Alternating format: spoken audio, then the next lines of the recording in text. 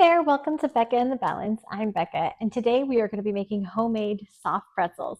We're actually starting a little bit of a pretzel series. I have a few different types we're going to make, and I'm going to show you all the different sizes and shapes and a couple dipping sauces, and we're even going to do pretzel dogs. But before we get started, I wanted to encourage you to check out my Instagram page. I'm on there day to day with my family and our new puppy. I'm also over on Pinterest and Facebook, and you can shop everything you see in this video today by clicking the link and hitting the shop button. Also, there's a free printable recipe for you in that link as well. But before we get started, I wanted to note that I am making this batch ×3 because I'm making so many things with it for you guys. So don't pay attention to how much is my bowl, just pay attention to the directions that I'm giving you and the instructions on the sheet that you printed off. So we're gonna start off with 1.5 cups of warm water. The best thing that I found to get the right temperature is just to turn your tap water on hot and let it run till it feels warm to the touch, then put that in the bowl, and that's the perfect temperature and the easiest way that I found, rather than actually taking the temperature, to get it nice and warm enough to bloom your yeast. So we've got our 1.5 cups of water here, and now we're going to add our yeast. Okay, and we're going to do 2¼ teaspoons of that yeast.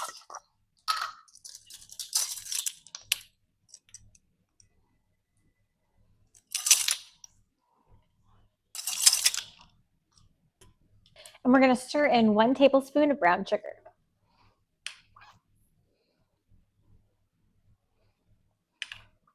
Okay, so stir those together just a little bit and then set it aside. If it's a little bit chilly in your house, you could cover it first. I'm just going to set mine aside and it'll bloom on its own.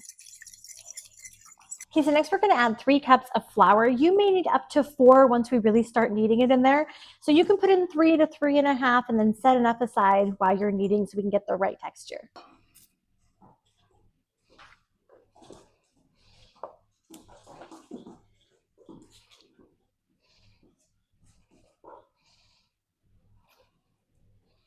I don't know if you guys can hear this, but we have a new puppy and he is playing with the cats and they are fighting back. Next is 1 teaspoon of salt. And then just lightly whisk this together till it's all combined.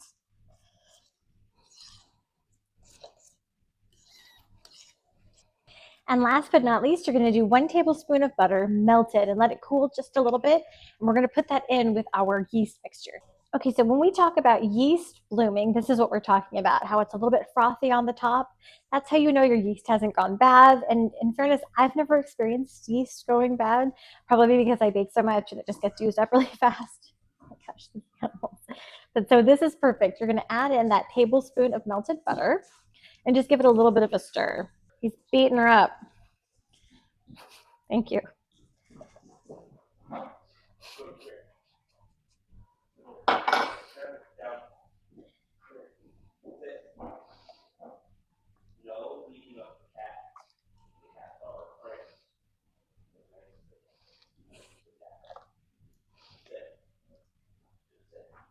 Okay, so there is that, and now we're going to mix our wet into our dry. Make yourself a little well in the dry ingredients. Mine's going to be pretty full. So we're going to mix that in there. And make sure you scrape the bottom. You want any sugar that's settled down there.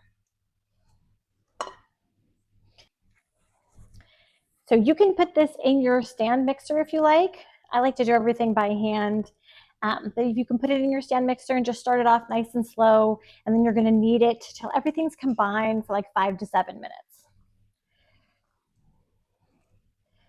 We lived in Tennessee for just a little bit, and they had this store there called Troyer's. It was just outside of Jonesboro near Telford, and they sold all sorts of delicious food. I believe it was Mennonite owned, but on their property, they had like a little smaller building, and they sold donuts and pretzels and pretzel dogs, and it was delicious. We would talk about going there all the time. Like, should we go to Troyer's? They also had really good sandwiches inside their main facility, but there was something about these pretzels, those cheese dogs. And every time I wanted a cheese dog was always on a Sunday, and they were always closed on Sunday. So it was then that I tried to figure out how to make them, and I think I've got it pretty close with this recipe. My dough is just kind of loosely mixed, and we're going to put that onto the counter because it's easier to work with once it's out of the bowl. So you can see I did not get a lot of that stirred from the bottom. Okay.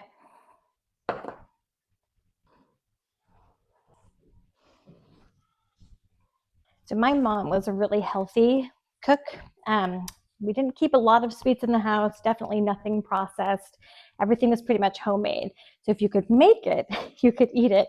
And I do remember she would make soft pretzels. I think it was from the Better Homes and Gardens cookbook. And they were good. They were definitely a little different than this. These are softer, more like the ones you'll find in the mall.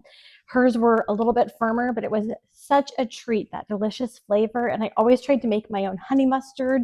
And I wasn't good at it, but now as a grown up, I figured it out and I have a very good honey mustard recipe I'll share with you to dip these in.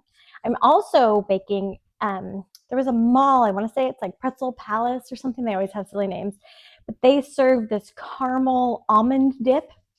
And so I have a pourable caramel recipe that's back in my recipes. If you go find that one, it's there, it's free as well. And I also made some of that. See, it's cooling back there. Right there. It's cooling. And that way we can dip in that as well, because I like to dip and I like options. Okay, so just working it in as you need. It'll end up being sticky, but it shouldn't be so sticky you can't get it off your hands.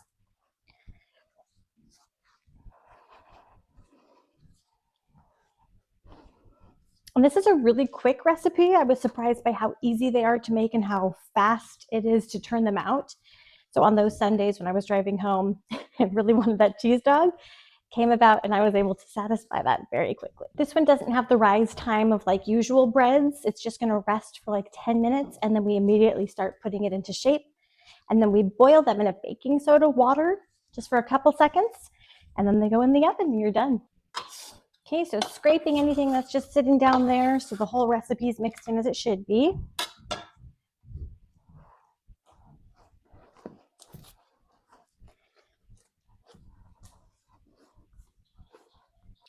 Okay, so I've broken mine apart. So I'm now working with the same size you are. I'm going to clean my countertop. And then what I'm going to do, and this I learned from watching the girls at Troyer's, I'm going to spray my counter in nonstick cooking spray. And then I'm going to put a damp cloth over the top of this. And I'm going to let it sit for like 10 minutes. Okay, so cooking spray on the counter. And this is what helps it make it really easy when you're rolling out your dough too. So go ahead and put it there. Put a nice cloth over it and just let it rest for 10 minutes. So I have these cloths. I believe they're called flour sack cloths. I'll have to look it up. But they're really, really lightweight and they're perfect for like, I use them for almost anything, like straining when I make cheese. You can put them in there and it still allows the moisture to come out. They're really, really nice, and I will link these for you guys. While that's resting, we are going to boil 9 cups of water and a half of a cup of baking soda. Okay, so I've got your 9 cups of water and a half of a cup of baking soda, and we're going to stir this in. I do over a high heat. I want to get that up to a boil. But we're going to just stir that in until it's all dissolved. It'll be see-through here in just a second. There you go, nice and clear. My water is heating up to boil, and this has been resting for 10 minutes now. So this is going to make you 12 pretzels. What we're going to do is break this into 12 balls, roughly about the same size. And then we're going to roll these into about 22-inch ropes. And then I'll show you how to twist them into the pretzel shape. So we'll start off by breaking these up into the little balls.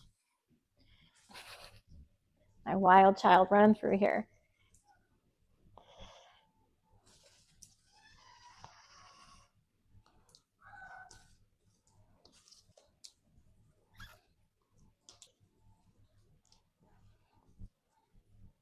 Okay, so I've got my 12 balls here, and if at any point in time while you're working on this it starts to feel drier, just spray down a little bit more Pam. You're gonna wanna have a cookie sheet ready with a piece of parchment paper on it so you can transfer these to that tray.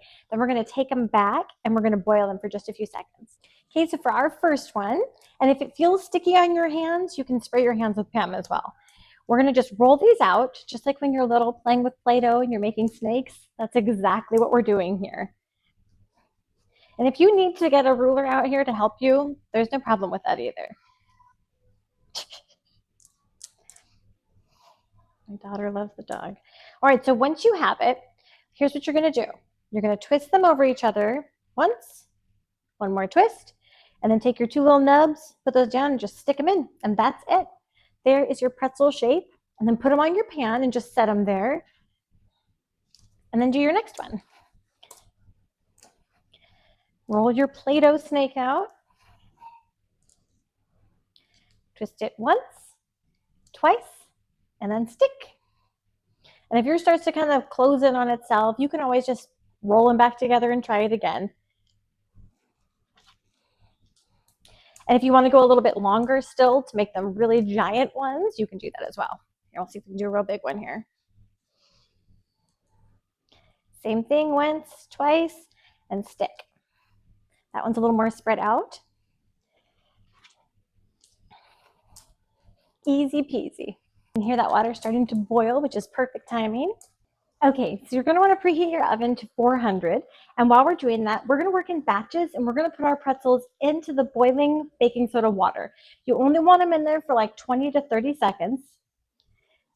Otherwise, they're going to take on kind of a weird metallic taste. Make sure that you have a plate with a paper towel ready and some tongs or like a big slotted spoon so that you can work quickly in batches and get those in the oven.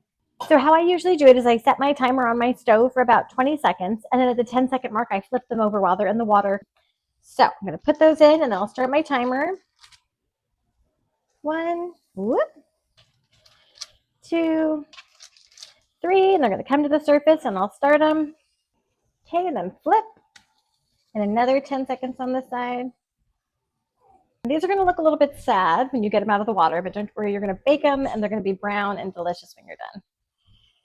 So you're going to let those sit on your paper towel for just a second, and then transfer them to that parchment-lined sheet so that they're ready for cooking. So these have all been boiled. We're going to sprinkle these with coarse salt, and then they're going to go in the oven at 400 degrees for about 12 to 14 minutes.